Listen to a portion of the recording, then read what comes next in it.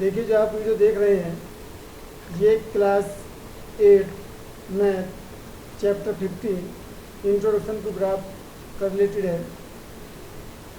इसमें आप ग्राफ क्या होता है, कितने प्रकार का होता है, इसका यूज क्या है, इन सब चीज़ों की जानकारी आपको मिलेगी। जैसे पहला what is graph. Graphs are a non textual means of presenting information. हम अपनी इंफॉर्मेशन को ग्राफ के ऊपर दर्शा सकते हैं। ग्राफ के ऊपर क्यों दर्शा सकते हैं, उसके पीछे रीज़न क्या है? उसके पीछे रीज़न ये है कि हम किसी चीज़ को आसानी से समझ सकें। लार्ज स्केल पर जो हमारे डाटा हैं उनको आसानी से समराइज करके समझने में आसानी हो सके, जल्दी से हम समझ सकें। तो इस आधार पर हम ग्राफ को कंस्ट्रक्ट करते हैं। और जो टाइप ऑफ ग्राफ्स होते हैं वो डिपेंड करता है कि आपके पास इंफॉर्मेशन कितनी है, किस प्रकार की इंफॉर्मेशन है, उसके आधार पर आप अपने ग्राफ को चूज करते हैं। हर प्रकार की इंफॉर्मेशन के हिसाब से अलग अलग प्रकार के ग्राफ हैं। तो ग्राफ के माध्यम से हम आसानी से समझ सकते हैं। What is the purpose of a graph? Graph provide an organized way to display data. They provide an easier way to see patterns. आसानी से हम उसके पैटर्न्स को समझ सकते हैं।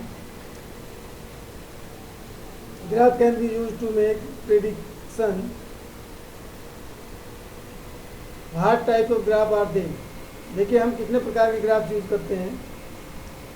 वैसे तो बहुत सारे ग्राफ्स हैं, लेकिन हमारे 6 to 8 के सिलेबस में लाइन ग्राफ, जिसमें आंकड़ों को एक सीधी लाइन के आधार पर, बार ग्राफ, इसमें या histogram, if bar are touching each other, अगर बार को आपने बीच में गैप दे करके बनाया है तो उसका अलग नाम है। और अगर बार के बीच का गैप आपने ख़त्म कर दिया, उनको आपस में जोड़ दिया, तो उसका नाम हो जाता है हिस्टोग्राम। पिक्टोग्राफ, जब हम किसी आंकड़ों को एक किसी फिगर के माध्यम से दर्शाते हैं, जैसा आपने 6 क्लास में पढ़ा था, तो उसे हम कहते हैं पिक्टोग्राफ। आंकड़ों को किसी फिगर के, किसी चित्र के माध्यम से रिप्रेजेंट कर देना, ये पिक्टोग्राफ कहलाता है। इसके बाद आता है आपका पाई चार्ट। इसको सर्किल भी बोलते हैं, सर्किल ग्राफ इसको कहते हैं। इसमें आंकड़ों को हम एक किसी सर्किल के अंदर रिप्रेजेंट करते हैं। आप जानते हैं कि किसी सर्किल में जो एंगल होता है वो 360 डिग्री का होता है। तो 360 डिग्री पर जब हम अपने आंकड़ों को रिप्रेजेंट करते हैं तो उसे पाई चार्ट कहते हैं। ये पहले एक्सरसाइज में आप पढ़ चुके हैं, सीख चुके हैं।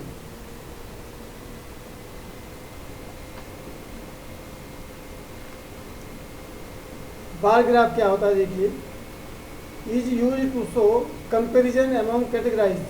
जैसे मान लीजिए आपकी क्लास में 10 बच्चों के मार्क्स को हमें कंपेयर करना है, तो उसके लिए हम बार ग्राफ बनाते हैं। और बार ग्राफ बना करके हम उनको आसानी से समझ सकते हैं। आप देखिए, बार ग्राफ बना है और इसके रॉ डाटा इधर दिए हैं। A firm makes a profit of 36 lakh during 2006। तो 2006 में 36 लाख ये हो जाएगा, 2007 में 48 लाख हो जाएगा, 2008 में 70 लाख हो गया, 2009 में 85 लाख हो गया और 2010 में 75 हो गया। अब आप बताइए कि आपको यहाँ से, जहाँ रॉ डाटा है, वहाँ से इसको समझने में आसानी है कि जहाँ पर हमने बार ग्राफ बनाया है वहाँ पर हमको समझने में आसानी है। हम बार ग्राफ को देख करके बहुत आसानी से बता सकते हैं कि जो कंपनी का प्रॉफिट है 2009 में सबसे ज़्यादा था और 2006 में सबसे कम था। तो इस प्रकार से हम इसको कंपेयर करने के लिए बार ग्राफ को यूज़ करते हैं। जैसे यहाँ पर आपको ये डबल बार ग्राफ दिखाई दे रहा है, तो इसमें आसानी हो जाती है कंपेयर करने में। जैसे मान लीजिए इंपोर्ट और एक्सपोर्ट, उन दोनों का ये डबल बार ग्राफ दिया है। तो 1991 में जो आपका इंपोर्ट है वो 8000 और जो एक्सपोर्ट है वो 4000 है। तो यहाँ से आप देख करके बता सकते हैं कि सबसे ज़्यादा एक्सपोर्ट, सबसे कम एक्सपोर्ट या इंपोर्ट कब हुआ। इसमें हम दो बच्चों के मार्क्स भी आपस में कंपेयर कर सकते हैं। जैसे मान लीजिए एक बच्चे के मैथ के मार्क्स हमें दो बच्चों को कंपेयर करना है, तो दोनों का नाम लिख करके हम उनके मार्क्स को कंपेयर कर सकते हैं और इस आधार पर हम देख सकते हैं कि किस बच्चे की प्रोग्रेस किस सब्जेक्ट में ज़्यादा है, किस सब्जेक्ट में कम है और किस में नहीं के बराबर है। इसमें नेक्स्ट आपका आता है कि ये बोलते हैं इसे पाई ग्राफ या सर्किल ग्राफ जिसको हम कहते हैं।